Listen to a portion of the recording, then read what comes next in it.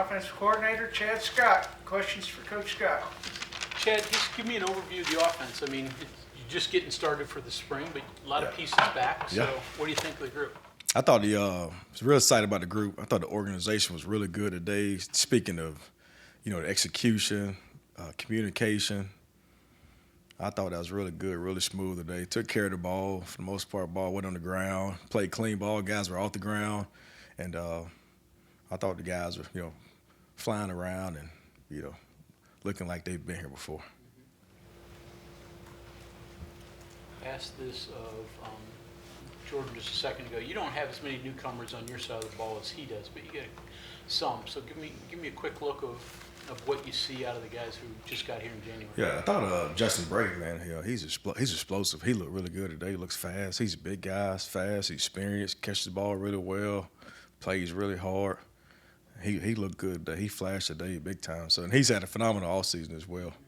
And, got some couple young guys, and Clay Ash has been a phenomenal guy. Worked hard, walk on back, and Jackson Marcos, been working really hard. So we got a couple new guys that's been doing good, and also some of the guys that's young in the program that hadn't played a lot last year, like some of the young offensive linemen and young quarterbacks. This time last year, we were talking about you stepping into the offensive coordinator role. What did you learn from that experience throughout the whole year? Now, has that kind of changed your coaching style in a sense? Learned a lot. First of all, to be patient. That's one of the biggest things. Be patient, and putting call plays and put guys in positions that's gonna make plays with the ball in the hand, and also finding different ways to get the ball in all the playmakers' hand and being balanced. But helps you see the game a whole lot more differently. I don't fly around and run up and down the sideline as much as I used to in the past. That's probably one of the biggest adjustments, not running around, run up and down the sideline. The biggest thing, being able to see what's going on the field, to give suggestions towards run game or pass game adjustments. Could be in the pass pro adjustments, and so which allowed the game to slow down a whole lot more for me to be able to see the picture in every position's view, not just running backs. It's always easy for me to see it from a running back standpoint and give suggestions in that regard, but in that particular role, being a coordinator, just being able to see the defense and adjustments for the receivers and tight ends and particularly O-line in certain situations to help those guys out. So a lot less run up and down the sideline to get that done. You still got that, right? Still got it. How different is it without Frazier's voice and trying to go acclimated to that? I was different. There's no question. It's different. It's different. He was different, and I was, kind of player he was made him different. But the good thing for us, Coach Moore did a great job, not just last year, past couple of years, of we were always rotating guys and being versatile and how we use those guys up front. And so it is different, but the great thing, like Yates has done a great job. Coach Moore's done a great job putting Yates in the center position last year when Frazier was out, and so it's different, but it's it's a lot of familiarity there with communication and playing the position since we moved those guys around a lot last year. With him gone, there's a void there. I'm not talking so much about talent on the field, but what he did with the team and calling stuff and stuff like that. How does that feel? Absolutely. That's a huge loss. Now, it's no question. It's a big void. Some of the guy that started every game since he's been here other than one game. So that's a huge void we lost in Frazier, no question. Just his sheer presence, his physicality, the way he plays the game, in every regard. So it's huge. It's huge to lose a guy like that. But obviously we got to move forward. But he did it. Frazier did a phenomenal job as a leader, and not more vocal as a leader, but more so in the way in which he worked, in which he studied the game outside of the game. And I think the guys, particularly like Yates, did a phenomenal job, paying attention to how he worked outside of practice, outside of games, that made him the kind of player that he was on the football field. So I believe his leadership and the things he did to help those guys with their game is something that those guys now take over. Yeah, sir? Is there someone there that can fill that role? Well, nobody's going to be Frazier, but we got Brandon Gates that's going to step in. He's going to do a phenomenal job for us. And like I said, he got a lot of work, and he got in-game reps at center too. But obviously, I mean, that Frazier, I mean, he's one-on-one. There's nobody like that kid. He's absolutely special. But Brandon Yates will step in and fill that role and do a phenomenal job in the way in which he does it. With a lot of youth in your wide receiver room, what exactly are you looking for with them taking a next step this spring? Just the growth, man. Exactly right. Just taking that next step. What is that next step? You know, obviously, just seeing those guys as freshmen with probably not as many expectations coming into the season. They did a great job, exceeding whatever those expectations were.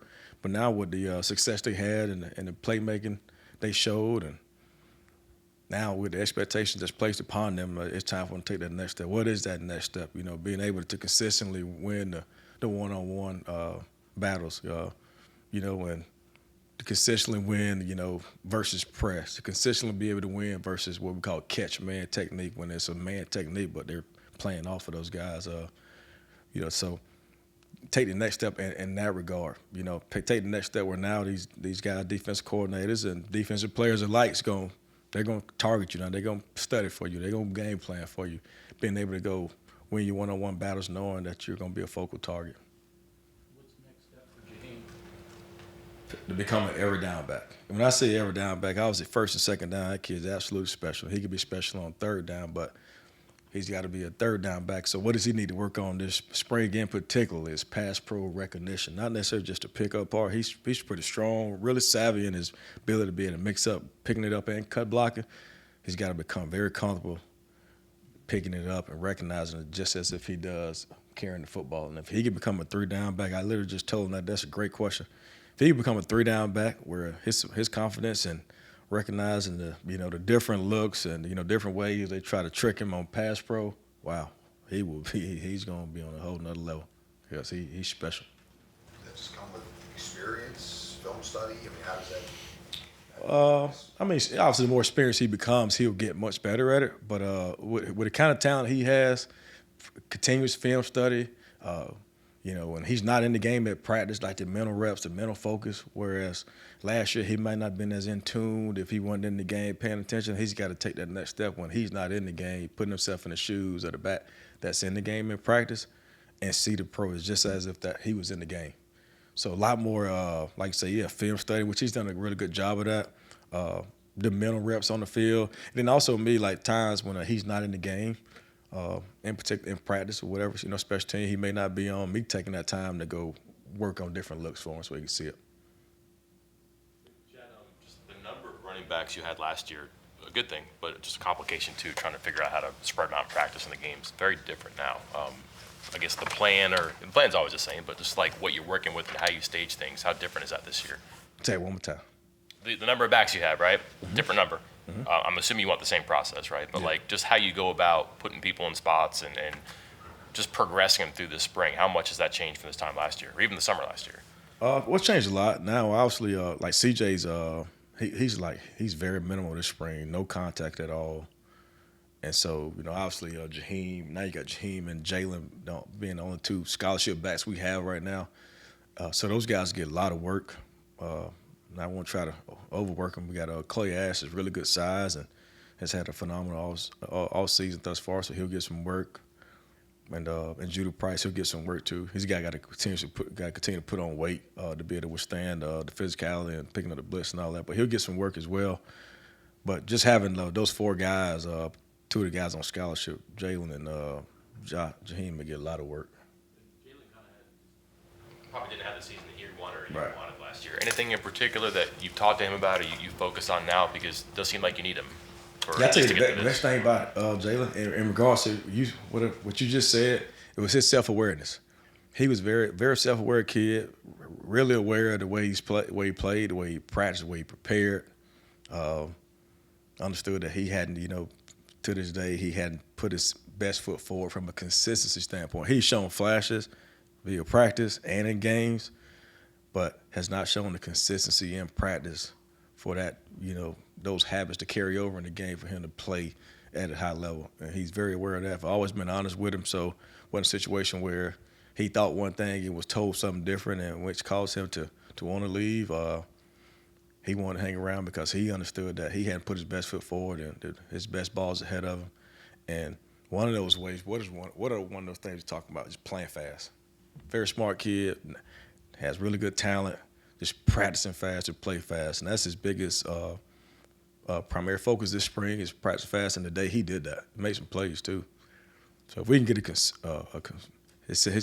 best was being consistent, playing fast, and with his ability, that'd be huge for us. You see that with him last year? You had good guys in front of him, but if you couldn't trust him to be consistent, it's hard to give him opportunities then? Yeah, it's hard. And then particularly when you got guys with talent, we always talk about does your talent equal your production? If you're a talented, produce. And so you get your opportunity, you got to produce, particularly when you got as much talent as we have in that room, you got to produce. If you could consistently produce at that level, we find ways to get you the ball.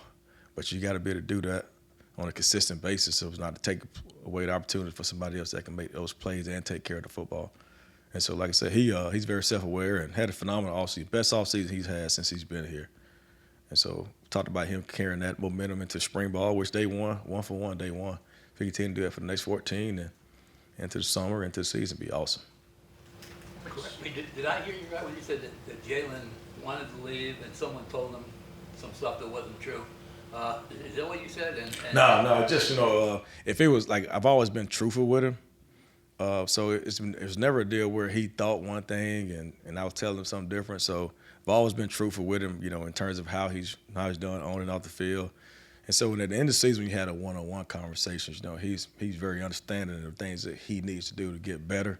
And it wasn't something where he thought he should have played more or less based on whatever. He always knew the good he did, the bad he did, how he could improve. And so with that kind of transparent feedback between the both of us, he understood that he can do those things to become a better football player consistently.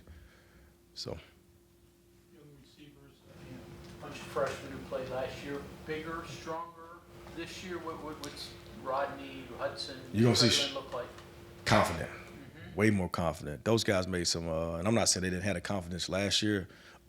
They had the confidence, but they also understood that they weren't as strong as they knew they potentially could be. And of course, they're young guys, freshmen, but and so that was their primary focus this offseason was getting stronger. So they're gonna be able to withstand that, the physicality and the blocking and even in the coverages when they banging back and forth. But both those guys got strong. I think they got a lot more explosive this offseason as well. I thought they really was very intentional about becoming more explosive and getting stronger by taking advantage of open hours, extra hours, staying a little later.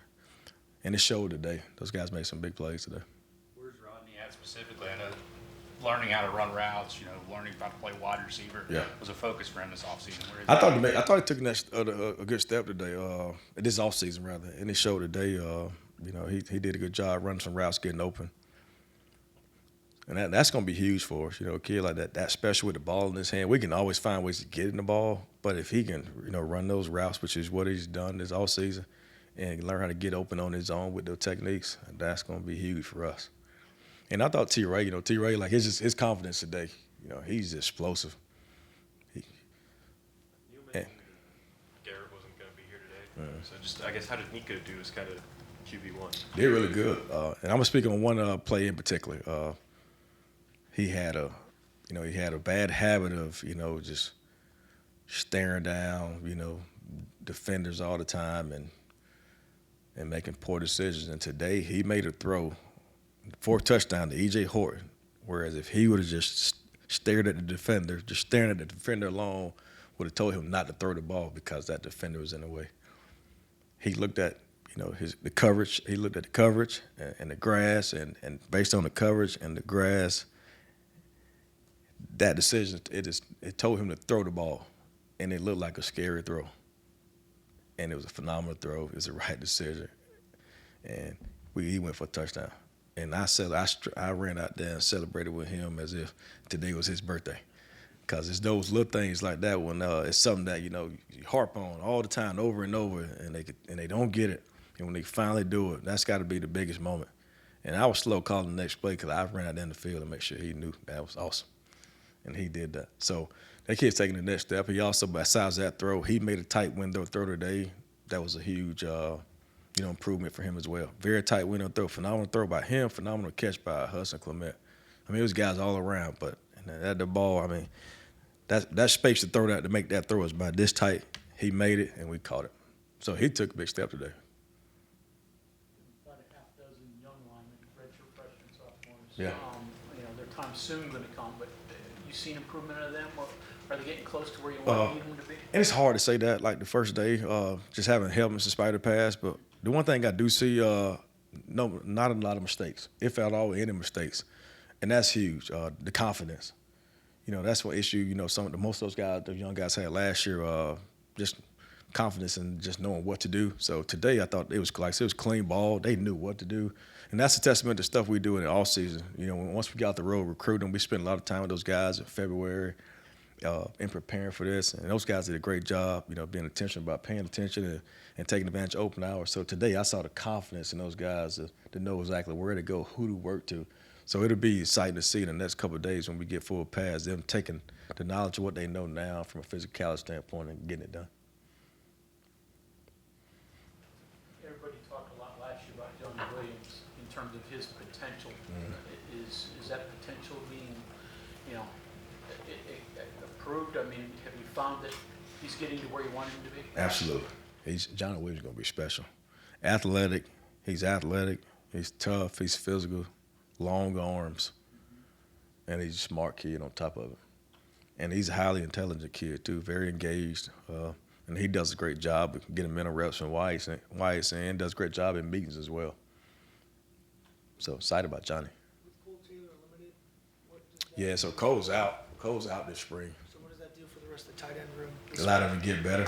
We need Will Dixon to take the next step. I thought Will did really good today. He got lined up properly because Will's a big kid, athletic, tough, and so we really need Will to come on. Traylon Davis is obviously really good for us, and he knows offense very well.